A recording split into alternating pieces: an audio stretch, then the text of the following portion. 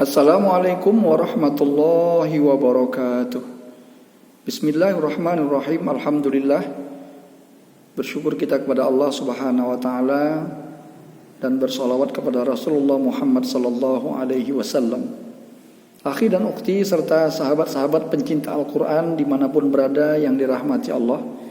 Bertemu kembali kita dengan Muallim Rudi. Hari ini kita masih belajar melalui buku Tilawati jilid 4 halaman 35. Kita akan memperhatikan tanda-tanda baca masih seperti tanda panjang, tanda atau tanda mad, kemudian hukum tajwid serta tanda-tanda baca yang lain termasuk ikhfa. Kita awali pertemuan kita hari ini dengan membaca basmalah. Bismillahirrahmanirrahim. Akhi dan ukhti sekalian, coba diperhatikan di sini ada tanda kaf sukun. Jadi pada saat kita membaca bunyinya harus mustaq, ya. Karena kalau tidak diingatkan nanti bunyinya bisa berbeda-beda. Kadang-kadang kita terdengar mengaji bunyinya musta. Musta itu berarti hamzah berbaris mati. Kalau kaf yang berbaris mati itu bacanya mustaq. Nah, dibedakan mustaq.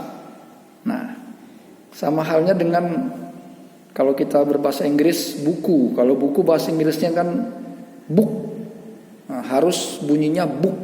Tapi kalau kita tanya bahasa Inggrisnya buku apa? Kalau dia bilang book, tentu book salah, ya, belum tepat. Yang benar adalah book. Nah, jadi itulah.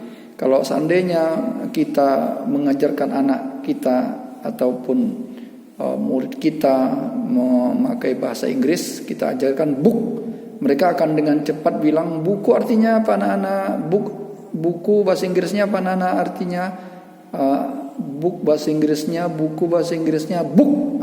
Bisa disebutkan book. Tapi kalau ini harusnya bisa juga. Bacanya bagaimana? Mustaq. Coba lagi diulangi, mustaq. Jangan terdengar mustaq, ya. Nah, itu bedanya. Perhatikan lagi mustaq, ya. Kemudian di sini ada tanda kasroh diikuti ya sukun. Ya sukun dibaca panjang, ya. Nah, ini juga dibaca panjang, ada tanda kasroh yang tegak lurus, ya. Tegak lurus walaupun di bawah tetap dibaca panjang, ini juga panjang. Kemudian ada tanwin, ini namanya tanwin fathah. Tanwin fathah ini bertemu dengan ta, maka pada saat kita membacanya harus samar-samar karena di sini hukumnya ikhfa. Ikhfa artinya baca dengan samar-samar atau tidak jelas. Jadi memasukkan suara tanwin fathah ini ke ta itu harus dengan samar-samar, ikhfa hakiki. Kemudian ini ada ha besar, ya, bedakan bunyi ha besar dengan ha kecil. Kalau ha besar kita akan bunyinya menjadi tah, tah. Tapi kalau ha kecil seperti ha, di sini ada tidak contohnya, kita coba lihat. Mana ya, kita lihat. Sepertinya tidak ada, ya. Nah, ini bunyinya tah, ya. Nah, kalau ada di sini, ya seperti ini ha kecil. Ini bunyinya haim, agak seperti orang kepedesan, ya. Rahmanirrahim, seperti kepedesan. Tapi kalau ini enggak, biasa saja, tah, gitu aja. Tah. Coba andainya tah ini kita ganti, ha-nya kita ganti dengan ini, maka bunyinya menjadi tah, seperti kepedesan lagi jadinya. Kalau ini tidak, tah. Oke. Kemudian ada tanda fathah yang berdiri tegak lurus panjang, ditambah lagi tanda apa ini? Tanda seperti alis mata atau bendera, atau kalau di Malaysia disebut tanda ombak, ya kan, ombak. Ini tanda panjang, ya. Kemudian ini juga ketemu lagi tanda panjang seperti ini. Nah, baik. Barangkali itu saja sekedar gambaran awal untuk tanda panjang dan pendek serta hukumnya untuk kita pahami. Untuk kedepannya kita langsung membaca saja agar bisa ketahui bacaan yang sebenarnya seperti apa ya. Baik, kita awali kembali dengan baca basmalah. Bismillahirrahmanirrahim. Mustakbirina bihi samiran tahjurun.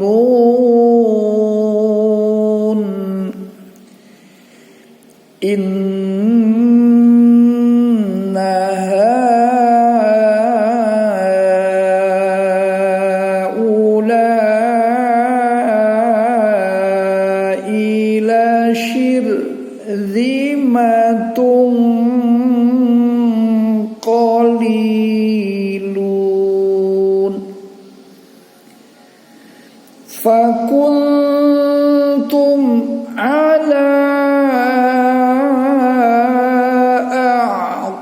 أعقابكم تنكصون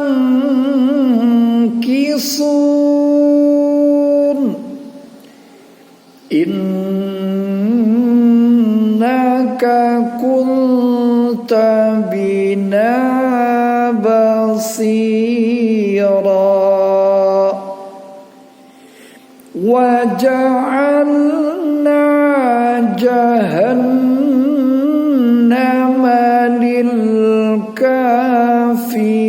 للكافرين حصيرا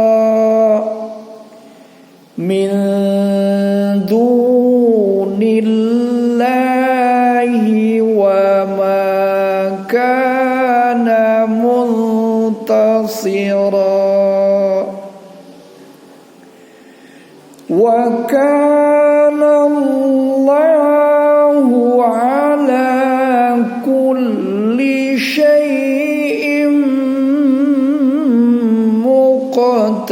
مقتدرا وسيق الذين كفروا إلى جهنم